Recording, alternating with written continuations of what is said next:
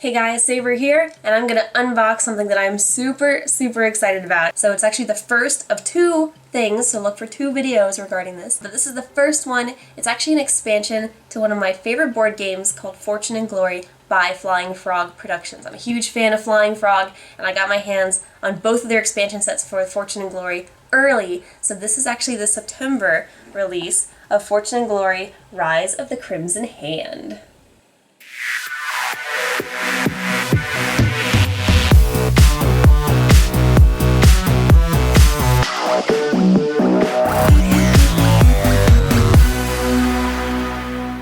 Alright guys, so if you don't know what Fortune and Glory is, it's a really awesome board game that I highly recommend you check out from Flying Frog Productions. Click the link to get a quick synopsis of the game and do a quick little unboxing of the base game, but this is one of the expansion sets. This is one of two coming out at the end of this year, 2013, so this is Rise of the Crimson Hand. Let's just open it. Let's just tear into it.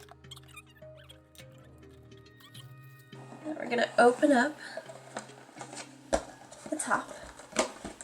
So it looks like this is going to be a full-out new villain for the game, which I think is super cool. So in the base game, you can fight against gangsters or the mob or Nazis. You choose which one you want to fight against before the start of the game, and then you spend the whole time, if it's a co-op game, you spend the whole time fighting those enemies. So this is a new enemy called the Crimson Hand, and man are they tough. Ooh, we have some major city epic events. It looks like you roll the dice. Whatever number you roll corresponds with something that happens in these major cities. These are Order of the Crimson Hand. That's their logo right there. Looks like we have some new collapse markers. Those look to be like some of the random spawn points. So you place that on a random location on the map, and then you roll, and every once in a while it'll spawn a new enemy. So that's fun. Fortune and Glory, Vile Organization, Order of the Crimson Hand.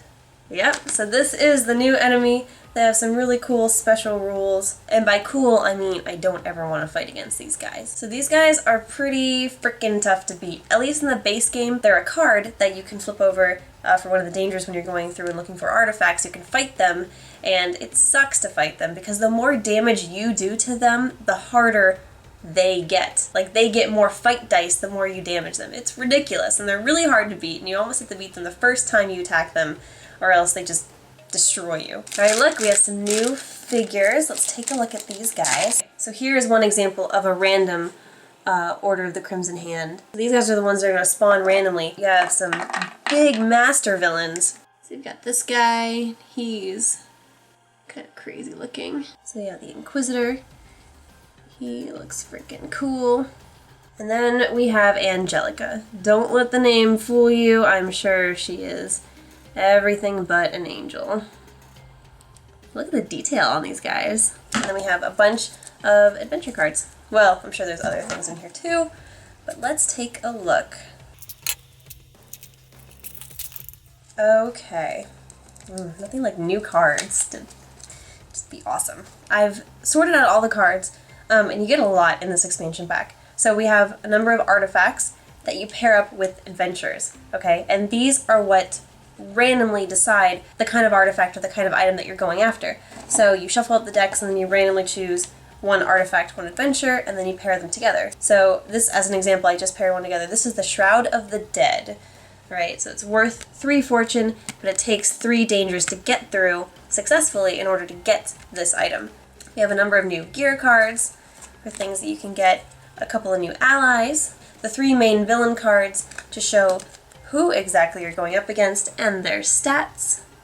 Villain event cards. These suck. You don't ever want villains to get events.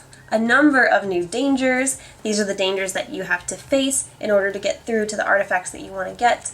And then on the back there are cliffhangers. You can tell they're cliffhangers by these skulls at the top of the cards. So I'm pretty excited to play this new expansion. I really can't wait. If you're a fan of competitive or co-op board games, you've got to try this game out. Thank you so much, Flying Frog, for the expansion. I love it. And stay tuned because we're going to have another unboxing for the second expansion, which comes out later this year. Yay! Alright, keep gaming, guys, and I'll see you next time. You can even, well, you can't, but the enemy, the Crimson Hand, they can summon a freaking dark creature. Look at that. So the last thing I want to fight is that.